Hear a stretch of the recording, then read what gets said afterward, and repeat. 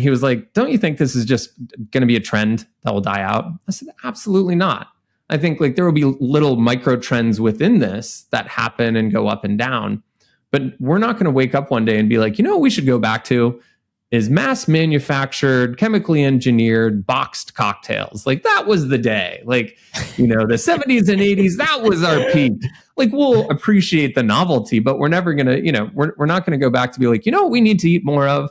Really shitty processed foods. Like we need to get back to our values. I mean, God, who knows, maybe, but I was like, cocktails are a thing. They're here to stay. And I really, truly, wildly, passionately believe in the beautiful creative output of these really talented bartenders and them and everyone on our team, placing that gorgeous glass with that cold liquid in front of someone and having them have this moment, this experience that they've never had before.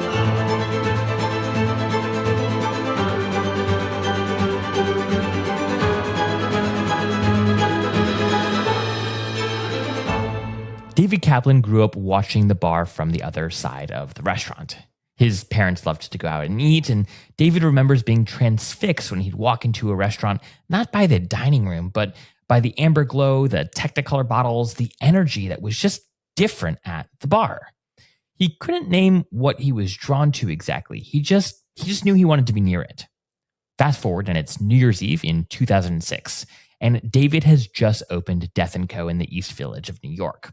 With a vintage cash register, zero business experience, and a Craigslist job post that somehow landed Phil Ward, who was then the head bartender at both Flatiron Lounge and Pegu Club, two of the most iconic establishments in the cocktail scene in New York at the time, behind his bar. 4 days later, they're on the front page of the New York Times Sunday Styles, and from that moment on, the line at Death&Co just was always there. It never ended.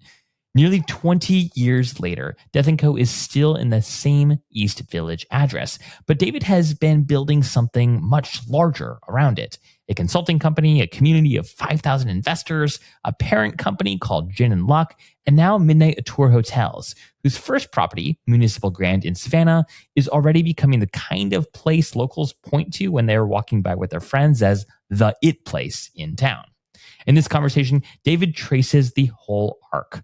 The art school instincts that shaped how he thinks about hospitality, the legal walls and partnership drama that slowed the expansion for years, why he chose crowdfunding over a family office overlooking Central Park to help fund the next evolution of Death&Co and his various companies, and what it actually means to scale a brand without hollowing it out. You guys are going to love this conversation with David. I have been a huge fan of Death&Co for years. They've got incredible cocktail spots in several places around the country. Municipal Grand is their first of many, hopefully, hotel projects. David is an inspiring voice. His energy is palpable, and I think you guys are going to just fall in love with him, his story, and his various companies at the end of this episode. All right, friends, without further ado, get ready to meet David. All right, David, we are live. Thank you so much for joining me today, man. I've been a huge fan of your projects for some time. So this just feels like a real treat. I feel like a little bit of like, you know, celebrity imposter syndrome here. Like I'm talking to somebody who has built things I really respect. So thanks for taking time to make this conversation happen, man. Yeah, absolutely. No, it's my pleasure. Thanks for reaching out and thanks for having me. Well, one of the favorite questions I get to ask on this podcast that I don't do every time, but do most of the time, is a question to help the audience just get to know a little bit about who you are, how you think, etc. And the question, David, is if I were to crash a happy hour with you and your closest friends or the people that know you the best, and if I were to ask them to tell me about David, what do you think they might immediately say? Is there a story they might immediately tell? What would the reaction be? That's a good question. I don't know. Undoubtedly, they would inform you that I would probably have a martini in my hand. That's my go-to drink. Okay. Yeah, it depends on who, but I suppose I hope the thing that carries forward amongst my friends is that I don't really take anything too seriously other than, our collective drive, our company drive, and our passion. And it's a solid reminder. I often remind our team that this is supposed to be fun, and what we're doing at the end and beginning of the day is really bringing people together, and that's a joy and a privilege. And I try to keep that fun reminder both in my personal life and my professional life. And it's a privilege to do something where you can have that front and center. So hopefully that's what they would say after they tell some embarrassing stories. There's too many to choose, probably. I mean, there's too many to choose on that side of the coin. You're a well-balanced person, right? Like you like to work hard, you like to drive, but you're sipping martinis and probably have a story of one or two martinis too many that went a little sideways. We'll have to get into that in the next pod, maybe. I'm fortunate in that I have this wild ability to somewhat self-regulate. That's not of my own even intention or control. When I have one too many martinis, I effectively just power down. Like I just kind of stop talking, and I'll be fine. There's no like outlandish story of that one time Dave got too drunk. It's like, oh, that one time Dave got too drunk and he just stopped talking. And it happens and has happened throughout my life. So there's Silent Dave, and it's just like this other, which is I feel like better than if you like drink and you go crazy and you're like, oh man, that's we got a nickname for that guy. Mine's just Silent Dave. So I feel like if you hang out with my friends, that would inevitably come out. They'd be like, oh yeah, you'll eventually meet Silent Dave. That's when he just powers down and goes home. And I'll wake up, my clothes will be folded and everything's fine. And but yeah, Silent Dave. Well, I think Silent Dave needs to meet Zealous Zach because there's a balance. Unfortunately, I think that I'm quite the opposite, as my friends would tell you. So I have, a couple things to learn from you, both in business and in drinking behavior. So we'll have to make that happen soon, man. I'm always interested, David, when people who have built impressive things, and people who, especially in the hospitality industry, right? I don't know how many people grow up thinking like, I want to be a hotelier, or I want to work in, restaurants and bars, or I want to be a cocktail connoisseur, right? So were there, as you think back to your childhood, like, do you remember what you wanted to be when you grew up? Was it a very clear, like, goal that you had from an early age? Or what would 12-year-old David, if I asked him, say he wanted to do when he grew up? Definitely an underwater photographer. That's what I wanted to be when I was 12. I love scuba diving, and even like when I first started scuba diving was around 11, did a resort course. But I've I would say I've had a love for hospitality pretty much my entire life. I didn't always have the language for it to understand like what I was drawn to or why I felt it was interesting. But I have all of these vivid memories of kind of walking through the restaurant with my parents and seeing and being really intrigued as to the energy and what was kind of happening on display there at the bar. And when I was a kid, I'm 43 now, about to be 44. When I was a kid, it was before you would really see very many open kitchens. And so the hand of the maker and that energy was really at the bar. And, I remember distinctly being like, oh, I see what the adults are drinking in these glasses, these stemmed glasses of wine. Like, that's grape juice. I get that. But I have no clue what's happening behind the bar and what all those things are, those Technicolor bottles and the warm amber lit sort of hue and the glow and the, this kind of raucous energy. Very different from the energy of the dining room. So from a very young age, around 12 or 13, certainly became interested in that. My dad was a businessman and an entrepreneur, and certainly get some of that from my dad and my dad's side of the family. I saw risk being taken, and that risk was acceptable, and so I had that modeled. My dad also, even though he was a businessman, he loves cooking.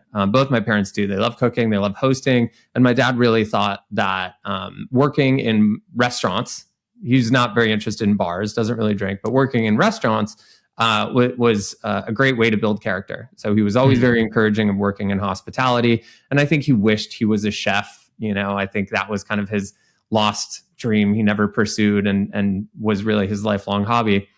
And my mom always wanted to be an artist, and she's the opposite. She's very math and science. She went to school to be a pharmacist, and she's been a pharmacist and worked at the hospital pharmacy. And so I went to school for fine art, and I've always worked in hospitality. And I thought I was rebelling.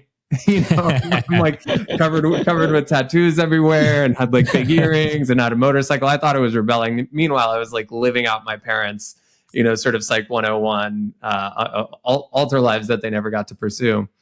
But yeah, I remember from a very young age that the bar energy and just that sense of love and caring and generosity that you get from hosting, I was always really attracted to it. And so I felt like it was pretty clear from a pretty young age that this was something I wanted to really meaningfully explore as a business, as a profession.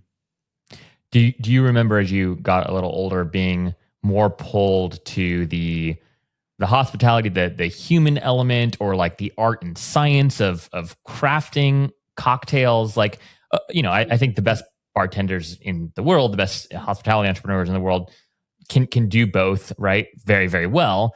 But they typically like are pulled in one direction or the other. It's like, it's more about the people, right? Than the drink, or it's more about the drink than the people, right? And their fascination with how to craft the perfect experience and couple it with the perfect drink. Where do you kind of fall on that spectrum? Yeah, no, it's a great observation and a great question. So one of my publicly known dirty little secrets is that I've never been a bartender. So, one of my limited experiences working even behind a bar was working at an old fashioned soda fountain. It was one of my first jobs, and it would get 3 deep, and I would be, taking orders and making malts and whatever, not a bartender. And I was never a very good waiter. I would probably be a terrible bartender. And so I always had just a phenomenal appreciation for the curatorial aspect of it. Like I said, I went to school for fine art, and I really love the assemblage of it and creating this stage, this platform for, these beautiful moments, these moments of connectivity, that energy I saw as a kid in the bar room. That only really happens in that tavern environment. It doesn't happen over dinner. You have these quiet, beautiful moments over dinner, but you're there to be satiated. You're there to fulfill a basic human need. We need shelter. We need to be fed. We don't need to go out for a cocktail, be it alcoholic or non-alcoholic. We're there for the social connectivity piece of it. And so I love that. Even when I started out and before I really had as robust an understanding and clear idea of where I wanted to take this, I love that that's what I got to do. I got to assemble this beautiful place, small as it is, Death&Co East Village, and this team. And every night we got to put on this little performance. And I thought of it like almost like I thought of my art installations. They had a moment of ideation, creation. They were born into this world. We created them, and then people got to experience them. And then eventually my installations, I would take them down. They would be done. This we kind of got to do on a nightly basis, but on a longer timeline. Even our bars, we don't own the buildings, so they're there for a finite amount of time. We're very lucky that Death&Co New York is coming up on our 20-year anniversary, which is wild. We've been in the same place for 20 years. Yeah. So we're one of very, very, very, very few that have made it that long. But yeah, putting on this performance and this sort of team sport of it, that's my love, my passion, at least in the beginning. And it was certainly carried through by what I call quite simply like pouring cold liquid in pretty glasses. Like that is at the heart of what we do. Now I really think of it as being kind of the curator of this company, this larger, broader ecosystem. And how can we continue to create and build this really lovely brand, this experience that means so much, this brand and experience through multifaceted ways of Death&Co that means so much to people? And how can we create this culture, this internal culture where everyone really cares, everyone really leans in? And so that's my second wind. When I caught my second wind in my career, is understanding like, oh, it's not just cold liquid and pretty glasses. It's building the company and everything around it to create this ecosystem that is so much greater than the sum of its individual parts, similar to a cocktail itself. That's a beautiful segue into my questions about Death&Co. And I'm glad you mentioned the 20-year anniversary coming up, which is wild. You look way too young to have been running a business for 20 years. But like I actually want to go back because you got your start. Obviously, cocktails have been a thing since forever in some respects, but like the craft cocktail movement in particular, you're much more knowledgeable on when you would say that started and or at what point in time Death&Co kind of joined, right, that story. Yeah. But right, like I'd say over the last like decade, maybe this is also just because I've been paying a little bit more attention to this over the last decade, but right, craft alcohol in general, right, whether it be craft cocktails, craft beer, right, have become so much more, right, than my dad ordering a beer at the local like hotel lobby bar like 20 years ago, right?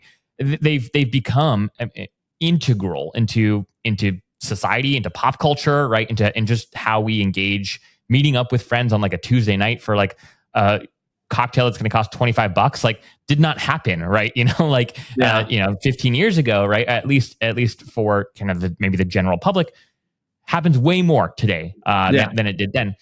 Give us a little history lesson. At the time that you guys launched Death&Co, where was the craft cocktail movement, and how did you know that it would be successful, or why did you think it could be successful?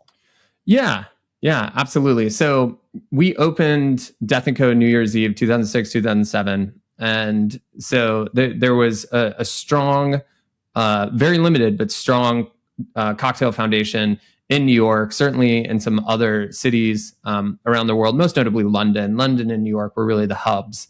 And it was much easier to find a great cocktail in London in most places.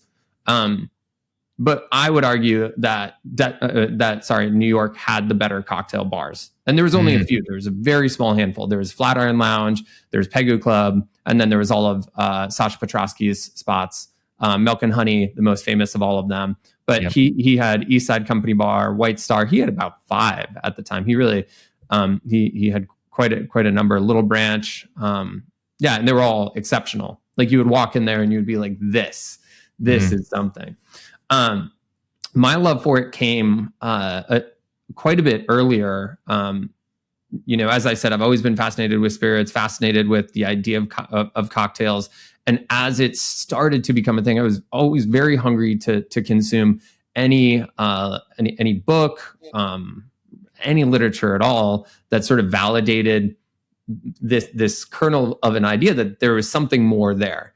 I back when I was 18, the summer between high school and college, I lived with a friend and we built a bar in his like dirt floor garage and had friends over. And it was very, very basic. The cocktails were like out of Mr. Boston's.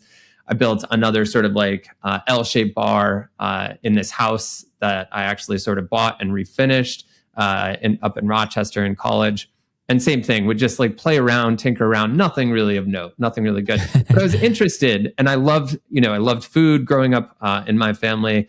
My dad loved fishing, loved hunting, loved visiting farms in Michigan. And so like the idea of the assembly of really good product into exceptional food seemed very natural to me. And so as I saw these little glimmers and glimmers of hope in the cocktail community, most notably in New York, I was like, oh shit, there is something here. And I just absolutely fell in love with it because I feel like there will always be a need for great spaces for us to connect as people. And there will always be a need for great product. We'll always have an appreciation of great product, whether that's, an object or a building or an interior, or whatever it is, what we drive, of course, a restaurant, what we consume. And I thought it just made sense. That would carry over into cocktails. And I had a friend at the time who actually was a bartender and worked at sort of a restaurant club, but had a cocktail program designed by David Wondrich, a really notable author and cocktail historian. And he was like, don't you think this is just going to be a trend that will die out? I said, absolutely not. I think like there will be little micro trends within this that happen and go up and down, but we're not going to wake up one day and be like, what we should go back to is mass manufactured, chemically engineered, boxed cocktails. Like that was the day, like, the 70s and 80s, that was our peak. Like we'll appreciate the novelty, but we're never going to, we're not going to go back to be like, what we need to eat more of really shitty processed foods. Like we need to get back to our values. I mean, God, who knows, maybe, but I was like, cocktails are a thing. They're here to stay. And I really, truly, wildly, passionately believe in the beautiful creative output of these really talented bartenders and them and everyone on our team, placing that gorgeous glass with that cold liquid in front of someone and having them have this moment, this experience that they've never had before. Oh, so beautiful, man. I'm just like hungry or thirsty, I should say, for a cocktail right now as you're talking. Too bad it's 1 p.m. It's somewhere, right? They say so. Yeah, it's 10:30 over here in PST. So, yeah, I got not you time beat. for martini yet. Yeah, a little more socially acceptable for me than you, maybe. But so you guys open your first spot in East Village. Talk to me just about like the first few years, right? So does it work? I mean, it seems like it works, right? You've been there for 20 years now, right? But like, what was maybe surprising about the experience, other than probably how hard it is to just run any sort of F&B establishment? But anything stand out to you with respect to a challenge around launching this first outpost of Death&Co that you didn't predict? Oh, I didn't predict anything. I had no idea what I was doing. Absolutely no idea. That like less than zero. You know, we open, and I've said this elsewhere, but we opened with a beautiful old fashioned cash register. We didn't have a POS system. I have no business experience. I had no accounting experience. I had just absolutely zero clue what we were doing. But I had a lot of, I certainly had a lot of grit and a lot of nerve to just, say, okay, well, let's figure it out. And also, not being a bartender myself, I have enough ego to think that I can do this and accomplish this and bring this team together and we can figure it out. And my ego was also in check enough to be like, oh, not me. We can figure this out. Like, okay, well, how do we do this? Oh, you know how to do this better? Oh, great. And so, for a 1,000 big things, 1,000 small things. But, I thought, I had no idea what talent we would get behind the bar. I posted an ad on Craigslist and ended up getting Phil Ward as one of our bartenders, who is the head bartender of Flatiron Lounge and the head bartender currently, or when we opened at Pegu Club. And he responded to the ad. We got Joaquin Simo, Jessica Gonzalez, then soon after Brian Miller, all these people that, eventually became known as just this rock star team. I thought I may have to put together the cocktail program because I would tinker around constantly. And very quickly, I was like, oh, no, I'm not touching anything. Like, this is all you guys. Like, I'm getting the hell out of the way. And even closing out nightly, I was like, you guys have all worked in bars and restaurants way longer than me. So here's how I think we should do this. But how does it make sense to do this? How does it make sense to, close out each night and run tips? And how can we get more efficient? And so we were really just working together every night. We replaced the old-fashioned cash register with the POS. Like a few months in, we're like, all right, this was absolutely stupid. But yeah, it worked very quickly. We were very lucky because, as you would expect for, a kid, it was really myself and this guy, Ravi DeRossi. And Ravi, I was and still am the majority owner there, or across really, I guess. But I really brought Ravi on because I thought he had way more experience than I did. He ran this little wine bar and I was like, cool, I don't really know what I'm doing and I have a clear vision for this. And then turns out neither of us really know what we were doing. So we were both in over our head, which is fine. We were figuring it out on a nightly basis. But where I was going with that is, as you would expect for a couple folks who had no idea what they're doing in hospitality, we opened with zero money left. And fortunately, it worked. We had a line out the door. We made the front page of New York Times Sunday Styles like 4 or 5 days after we opened. Wow. And we had a line almost every night. It was busy every night. And so we could just really focus on doing what we loved and pushing each other and going further. And we were had a phenomenal team that they were all really bought in because they saw and felt the authorship that they had. And that they had likely more voice than any other place that they had ever worked. because they probably had never worked with, folks that really truly had no idea what they were doing. or maybe other people didn't know what they were doing, but they would fake it and just wouldn't involve it. We all have imposter syndrome, but yeah, it was this great band of brothers thing. We all kind of chipped in and took a lot of ownership of each step and decision. And I think one of the biggest surprises for me is when I finally stepped out of this bubble, because I was just there almost 24 hours a day. When I finally stepped out of this bubble, we were getting a ton of press. But that was just one more thing for me to do. I would respond to an interview or an email or whatever it was, and that was just part of my daily task that I had to check off.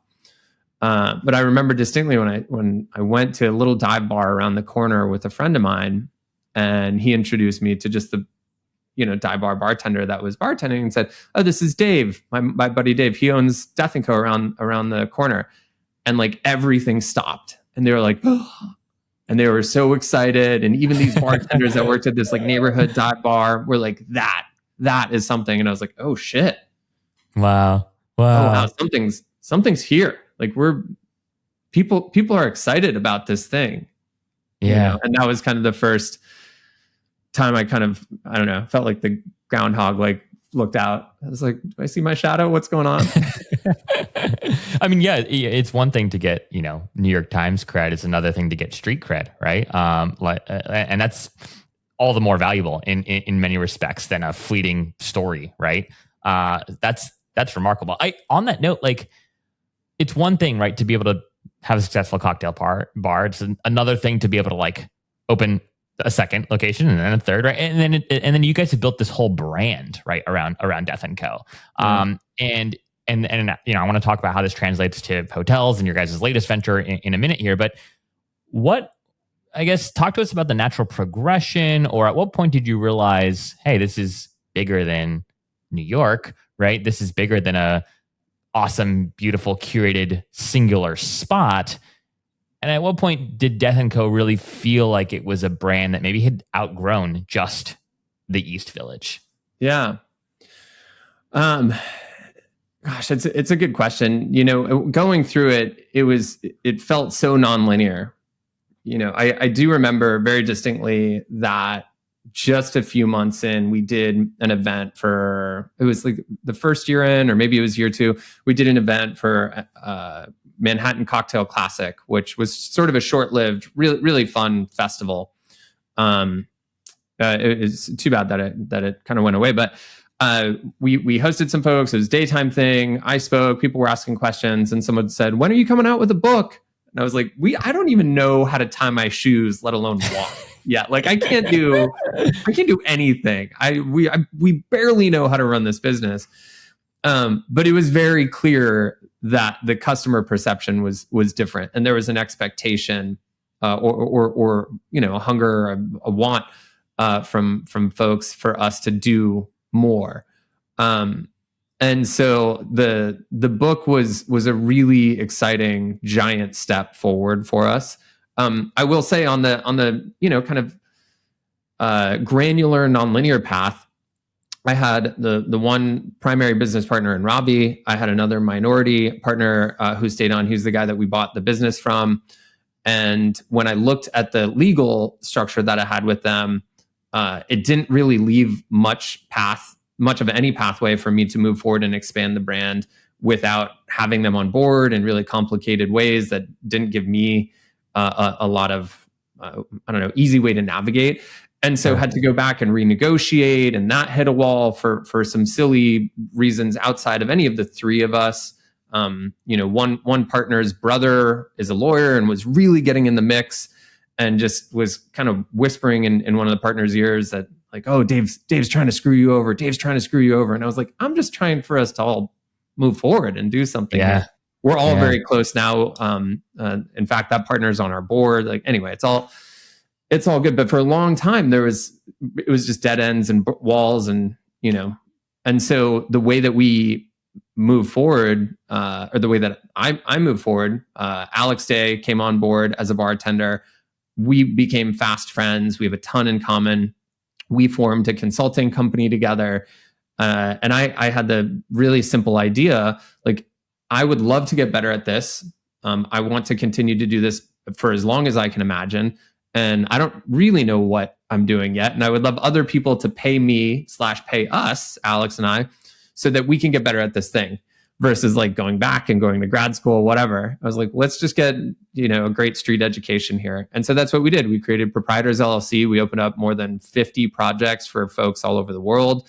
Wow. And it gave us a really great understanding of what we knew, what we were great at, what we, weren't so great at. We developed systems and processes for so many things. And and then slowly, we went back. I went back to the legal drawing board, was able to negotiate and navigate things with my partners, now our partners. Alex became an equity partner along the way, and my true business partner in everything that we do. And so it really wasn't until I think it was 2016, 2017.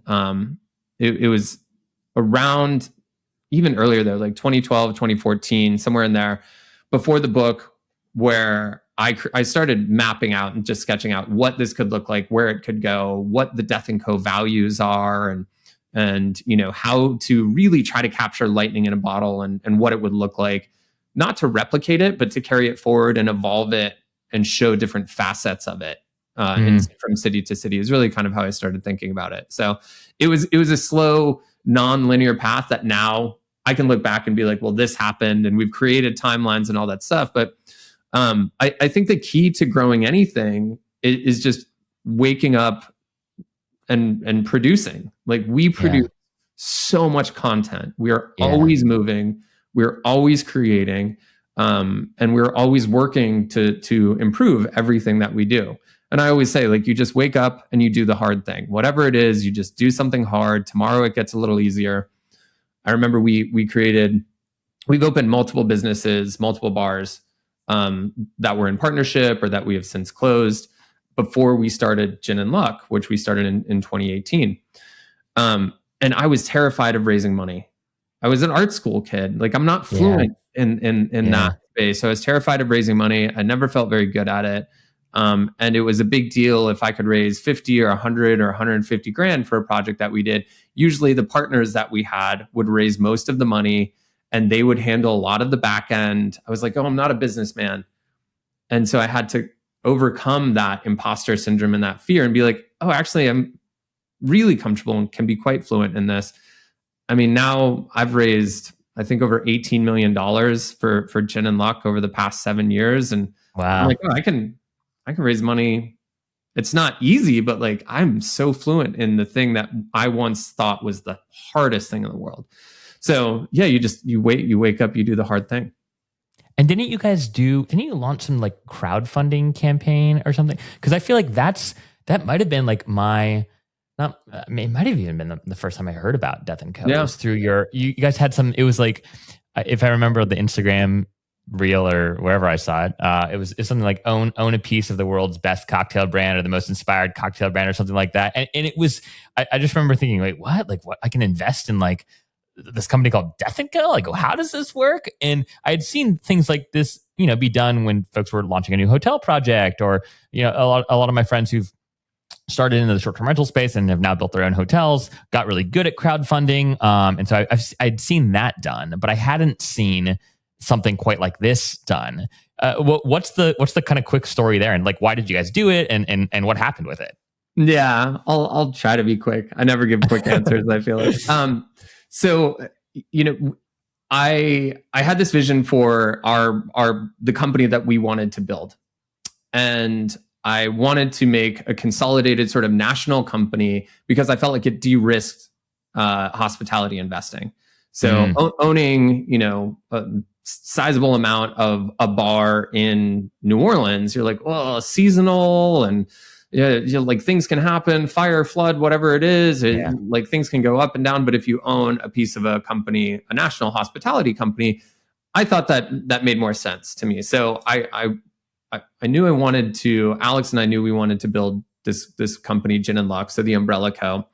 And roll everything up into that company. So at the time we had Death&Co East Village, Proprietors, our consulting company, and we had Death&Co Denver. So we had a few investors that we did and launched Death&Co Denver with. Really amazing deal in the way that we were able to get into that hotel, which we'll talk about in a moment. Death&Co Denver is inside the Ramble Hotel, which directly led us in the future, recent past now, to creating Midnight Auteur Hotels. So we folded these things up into one company, built a valuation around that company, and then we were seeking investors. I was really going after anyone, and I sort of plankoed down into a few family offices. And, we were way too small for private equity, too small for venture. It had to be a passion investment, but we were too big, and the national play didn't really make sense for Zach, you as an individual saying, yeah, I'm in for, $1 million. You would want to invest in a place that's closer to where you live. You'd be like, no, even though I know it's more risk, I'd rather just invest in the bar down the street because I can go and, it's a passion play. But for a family office, sort of made sense. So we were with a couple huge family offices, like really wealthy families. One was, I look at it now and I'm like, whew, really dodged a bullet there. It was Leon Black's family office. Wow. I don't know how we got in touch with them or they found us. Leon has I think 3 children, and they're just a little younger than me. And so they were interested in their family office. Leon and his children's family office is a way to keep their family engaged around the table. Nice enough people in person. And now I'm like, oh, Jesus, Jeffrey Epstein, crazy. Fun story. Fun story. Fun story in that I'm like, I'll come back around to the thing I'm most proud of recently in a bit. But anyway, so at the time, though, I was like, we made it. I've always had this kind of underdog mentality, this want or need to prove myself, this drive. And so I felt wildly excited to be in this massive blue chip artist office overlooking Central Park, and I was like, these people want to invest, and it was a sizable investment. It was $8 million, a good valuation. Of course, the downside was they wanted 51% of the company, controlling votes, etc.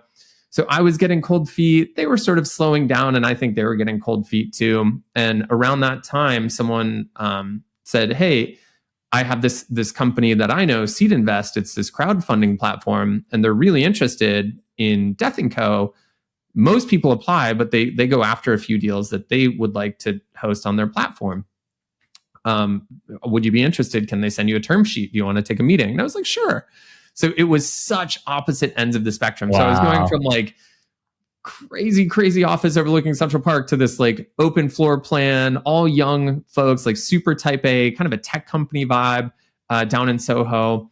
And I was like, I don't know, the stigma of crowdfunding, I don't really see it. But they, of course, the end of the story is they sold me on it.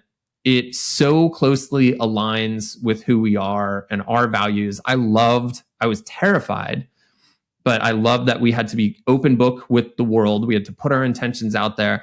I loved that. The biggest thing for me, and the fear of chatting with these 2 different family offices that we were kind of going back and forth with, I was like, we're just a tiny little plaything to them. This is less than a rounding error. If this is up, left, right, center, whatever, they don't really care.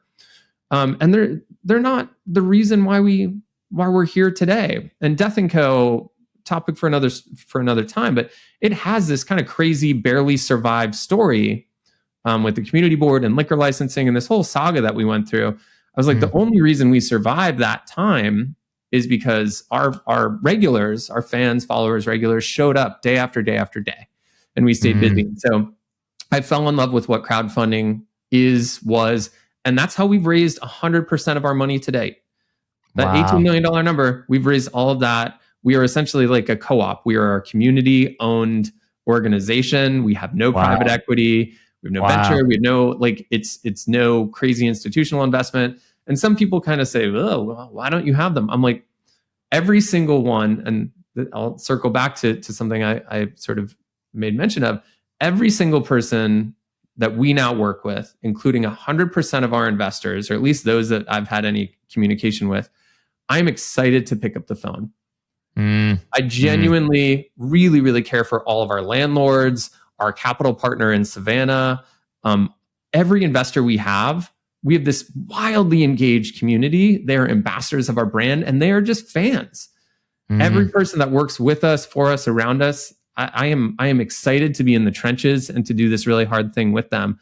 And raising money this way is a unique and interesting challenge that I could talk about for days. But man, they're awesome. Anytime we have a question or we're launching something new, anything we take to our community, they hop right on top of. It's awesome. Wow. It is so cool. So cool. I mean, what's so amazing, right, about that story is, your community, right, likely represents what a community typically represents, which is lots of different people, right, in lots of different, stages of life, in lots of different locations, right. Their net worth probably slides, and runs the gamut, right. Huge. And so it's like the ability to take whether it's a new product idea, whether it's a new location, whether it's a new concept to that audience. It's like it's a vested audience, right, that cares so much about the brand, but it's diverse in and of itself. Versus if you're taking this idea, right, to three, old white dudes in suits, right, who represent family offices, and you're running it by them, like you're not going to get anything helpful, right? No. I mean, like, yeah. What's this going to do to your quarterly earnings, right? Plus or minus 5%. Okay, and now you have the ability to go to true ambassadors of the brand, which is truly, truly special and remarkable. Not to mention people that likely have friends and family that they want to talk about their investment with, right? Talk about the brands that they love with, and all over in geos all over the world. I mean, it's amazing. Hard to pull off and can be complicated. I've heard some horror stories of just the management of it, right? Because you are dealing with so many different investors. Can be challenging depending on how it's structured, but really cool to hear it's been a success for you all. Yeah. It is. Look, there's no fun and easy way to raise money, full stop, or at least none that I've found. If someone knows of a fun and easy way to do it, let's talk about it. But the juice is worth the squeeze for us. In how challenging it is, and the marketing expense, the cost of capital that comes with some of these raises. We have over 5,000 investors now, and they range from $1,000 to $2.5 million. Wow. And every single time I get a chance to hop on the phone or get time in person with any of these investors, man, it is so cool. It's just so good. They're so fun, so engaged, so passionate, and shockingly, very few squeaky wheels. Like I really have to ask them, or we have to ask them for feedback or this or whatever it is. Other than that, they're just like, "You're doing great." They're just how can I help? Yeah, it's great. Which I mean, like, again, so amazing.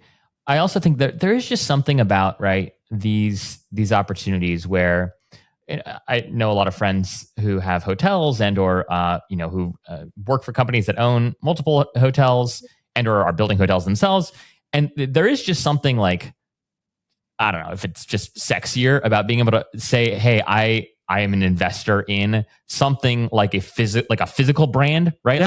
Yeah. Like one that has, you could do crypto all day, right? You could do the S&P 500, but like there's something about being like, I own a hotel or I own part of a cocktail bar, right? That just feels, I don't know if it's just bragging rights, but it feels more sophisticated in some senses, right?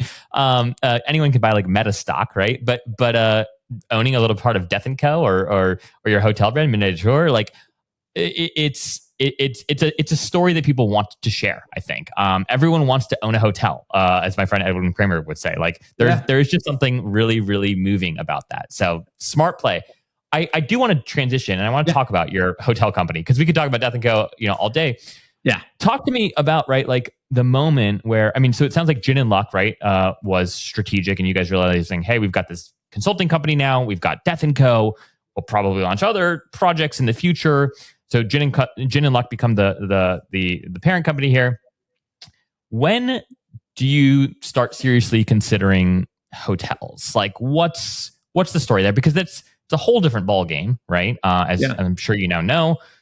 But also seems like a wonderfully natural evolution. And I, in full disclosure, had the opportunity just recently to stay at Municipal Grand. I texted you like from the lobby being like, hey, I'm staying here. It was an incredible experience. I loved the Death&Co book right in the room, right? I mean, your team there, did an exceptional job. I had dinner there, it was wonderful.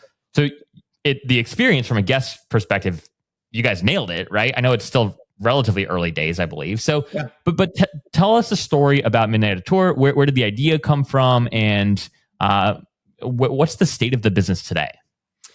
Yeah. Zach, you're not wrong. Certainly or as your friend said, everyone wants to own a hotel. That was certainly true of us. I think anyone, especially those of us in hospitality, are like, that's the goal. Like, that is the North Star. Like, we love creating these experiences for our guests, and to be able to do it on a 24-hour life cycle. How cool is that?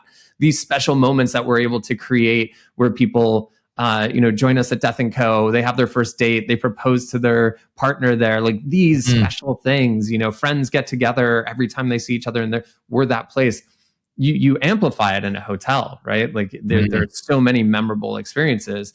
And you truly kind of drown out the noise in kind of a hotel ecosystem, or you can. Obviously not like business travel, whatever. There's a lot of different types of hotel stay, but again, quickly harkening back to the fact that I was never a bartender, I really understood this like who not how approach to business, where it's like, oh, well, we don't know how to own or operate or develop a hotel. We're not in real estate development. We don't know how to structure the capital partner for this. Like, this is above our pay grade. However, we have this phenomenal relationship with Ryan Diggins, who brought us in, and we lease all the space in Denver inside the Ramble Hotel. And so his background, he was in real estate development, urban infill in Denver. He loved hotels and had the wherewithal and was correctly positioned to just give it a go on his own. And so the Ramble in Denver is his first hotel, or was his first hotel. And we love our partnership. And we've worked very hard on our friendship, on our communication, on our alignment, because we are tenants in that building, and that is a complex relationship. We've always made sure that we're great tenants, and we act a lot more like partners than we do like, kind of the adversarial tenant landlord. So much so that we said, wow, the only way that this property would be better is if it was one business that owned and ran all of it. Because then we're doing everything with one voice. The push and pull of like, well, you want us to do more for breakfast, but like, this part doesn't really make us money, or this doesn't really make sense. It's better for your guests, but not for our bottom line. You start to find those things where there's, F&B tenant versus hotel. Yeah. And so we said, well, what if we created a world where there's no verses and we're all fully aligned? There's so much we can learn from you. And he felt there was some he could learn from us.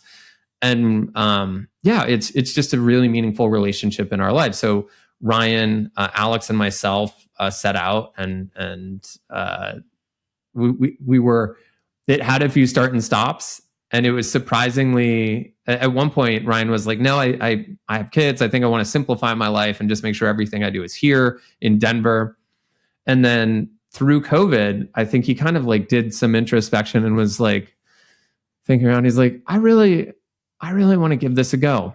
And I want to do so with Alex and Dave. And so we came back and started sketching out Midnight Auteur, what it would be, what our values are, what our kind of unique offering or proposition is. And we are incredibly proud of the Ramble and Death&Co Denver and what that is. And part of our thesis was more thoughtfully integrated F&B. And the way you walk into, it's very similar. You went to Municipal Grand.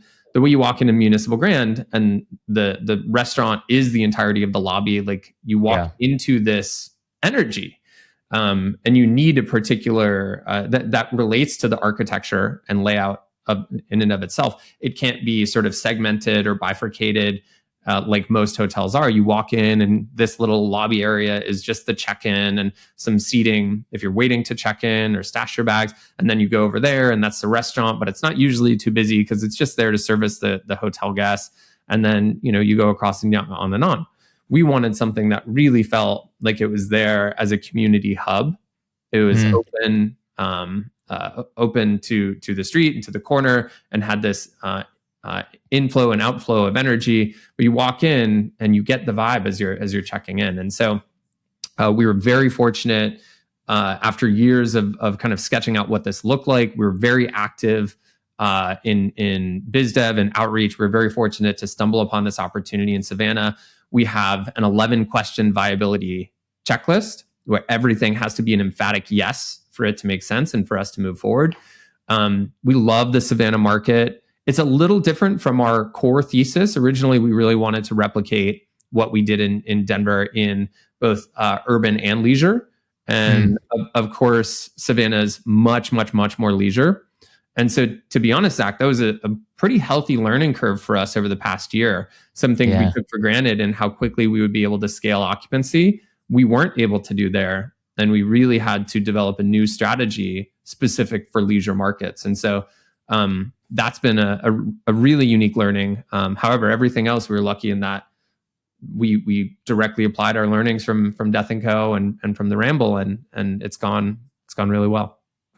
And so you guys, just so I'm super clear on this too. So your financial backer in the Rambler is, or excuse me, the Ramble. He is a partner in Municipal Grand. And did you guys decide together that Savannah was going to be the market? Did you guys form the partnership before you had determined what market you'd want to launch your first property in? What are the details there? I'm asking because I know that our listeners are always eager to understand, right? Like the business side. So help me understand this. So first I went to Jerry and Jerry says this, and then once Jerry's on board, then I can go pick the market, or do I have to pick the market first and then go to Jerry, right? Yeah. No, it's a great question. So Ryan is the owner and operator of the Ramble in Denver. So he's not our financial backer. Like, he owns the building and the hotel, and he operates the hotel. We work and have a great symbiotic relationship there. And we set out to create this company. So we did it on paper, both legally and white sheeting what our values are, what our mission is, what a Midnight Auteur Hotel looks like. It's between 50 and 120 rooms. It has specific core values that are aligned largely with gin and luck, really. It has this F&B thesis that I was mentioning, where there's this energy to it. And where does it live? And so a long list of different markets that it would go to. So Savannah was on the list, but it wasn't the top of the list. So we were both proactive and reactive in that biz dev outreach. And then when we found the opportunity for Savannah, we went through the list. And the most important part of the viability checklist, or I don't know, maybe the most important, but the foundational piece always is the pencil test. Like, is this a great real estate market? Because we're not a management company. We have no aspirations of being a management company for others.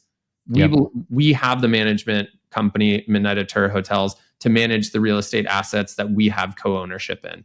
And so we have a outside, third-party capital partner for that project. And so we have the traditional institutional debt. We got a loan to buy the business, and then we got a construction loan while we got our capital partner to complete the rest of the equity that we needed. So we put in money, Ryan put in money, and then we have the capital partner there. And so, we got lucky both in that we love Savannah. We believe it's a really good real estate investment because it's very finite, hard to get a hotel done there. The architecture of the building is a mid-century building, adaptive reuse building. It was originally a bank, beautiful bank, a beautiful modern bank for the time. I think it was built in 1960. And then it eventually became the municipal building where people would pay their water bills. And then it was vacant. It was vacant for years and a little dilapidated when we took it on. So we were able to kind of bring it back to life. So that's the background. I mean, you guys, you nailed the experience. It was, I think I texted you or sent you an email about this when I was dining at the restaurant, but I walked outside a couple times to take a quick call, and I would hear people walking by, just I assume they're from Savannah because they seemed to be locals, and they point to whoever they're walking with as, oh, have you been to this place yet? It's the coolest place in town, right? And this happened on 2 different occasions, right? Totally random different people, but you guys have definitely, at least from my limited experience, seems like you guys have become the spot. And I think I was there on a Wednesday night or whatnot. It was pretty bumping in the lobby, which is always fun to see, right? That's great. I always say you can judge a place based off of what Wednesday night looks like. You probably know what the actual night is. That's just what Zach says the night of the week is. But good judge. But it's I'm excited to, go. I actually already referred a couple of friends who are going to go to Savannah next month to the hotel. So hopefully, they make it there. It was a truly awesome experience. I got a couple more minutes here, and I want to talk about next projects, right? So David, you cannot. It seems you've got your hands in a little bit of everything, right? It all makes cohesive sense, right? And I see the through line, right? And I'm sure our listeners do as well. If there's one thing I've learned about talking to people like yourself, is that while they're always perfecting what is, they're also already incubating what's to come. Yeah. And I'm curious, right? What's next for Midnight Tour? Are you guys already working on another hotel concept? Are you waiting a couple years to get Savannah right? Like, help give us a sense of that, and then any other just projects that you might be dabbling with. Yeah, it's hotels, as you know, as your listeners know, it takes so long to incubate and bring to life, that we're lucky right away. Even before Savannah was done, we had a developer in Bozeman, Montana, reach out to us and said, "I love the Ramble. I love Death&Co. I have a project. I want to build a hotel here. I really would like you guys to do it." And so, very different from Savannah, where we found it, put up 100% of the money originally, brought in the capital partner.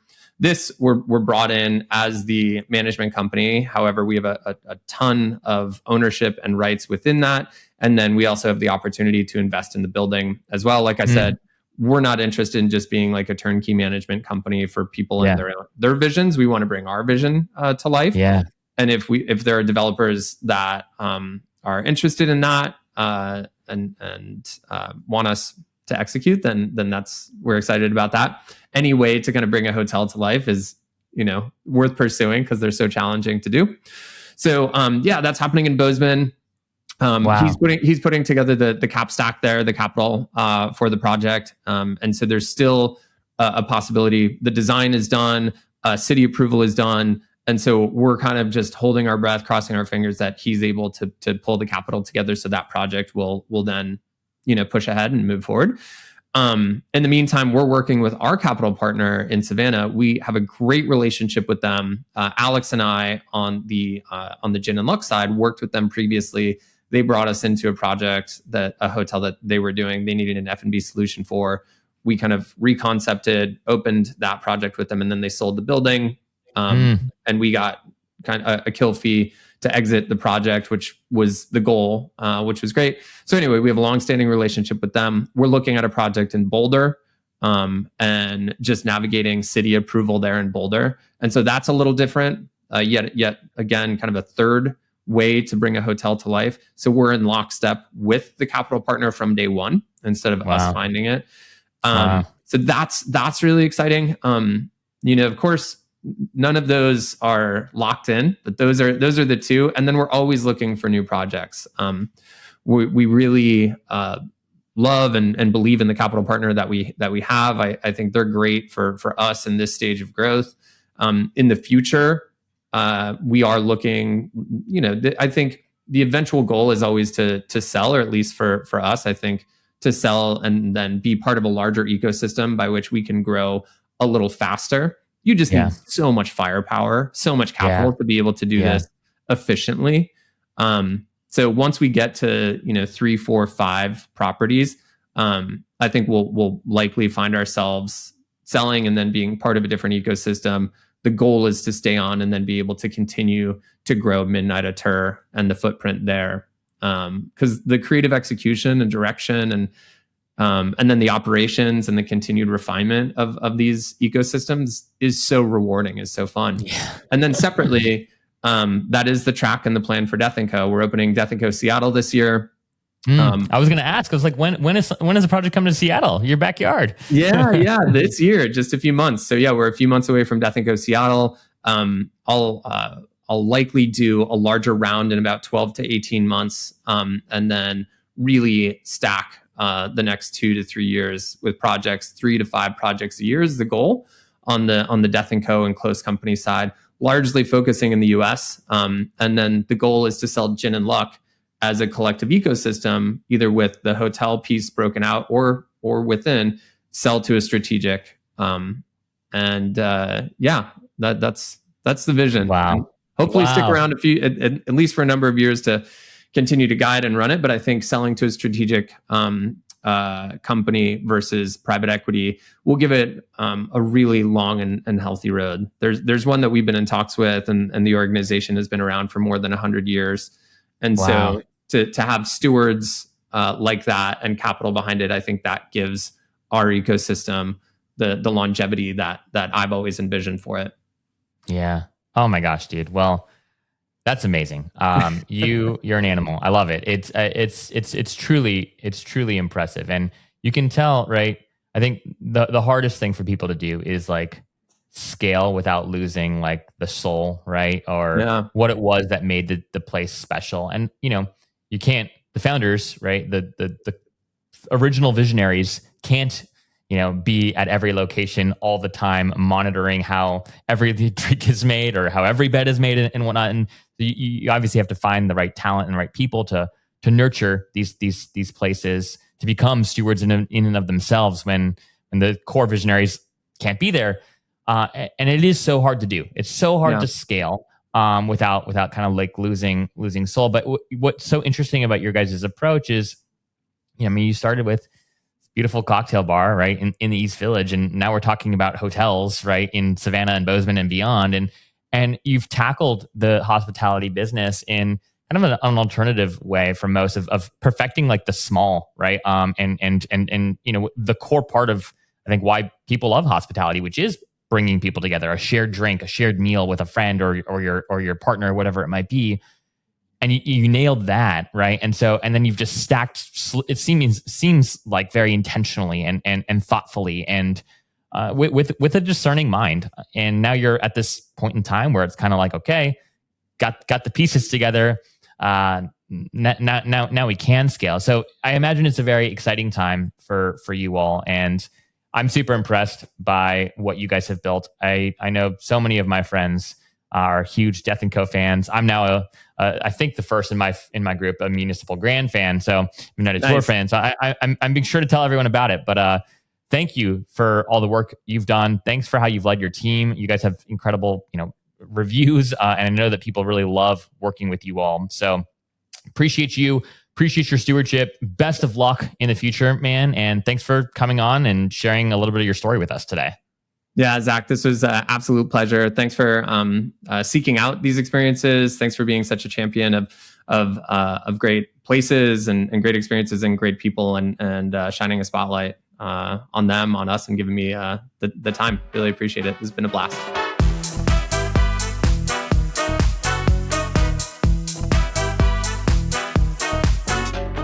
Hey friends, thanks for joining us for this episode of Behind the Stays. I'd love to know what you thought of the episode. Feel free to shoot me a DM on Instagram at Behind the Stays or send me an email at zach@journey.com. If this is your first time tuning in, it's a pleasure to have you and we hope to have you back again soon. But if you've been a listener for a while, I'd greatly appreciate if you'd subscribe to the show if you aren't already, and then leave us a rating and review of the show wherever you're streaming this podcast. Oh, and if you know a hotelier or a hospitality entrepreneur that's building something new and novel, I invite you to introduce them to me so that my team and I can discuss bringing them on the show. Again, you can just shoot me an email at zach@journey.com or a DM on Instagram. Behind the Scenes is brought to you by Journey, a next-generation loyalty program built for the modern traveler. We're looking to onboard new boutique hotels, unique stays, and the top vacation rental management companies onto our platform every day. If you're a hospitality entrepreneur who has a stay or a collection of stays with soul, we'd love for you to apply to join our alliance at journey.com/alliance. Again, that's journey.com/alliance. Thanks for being here, y'all. We will see you next time.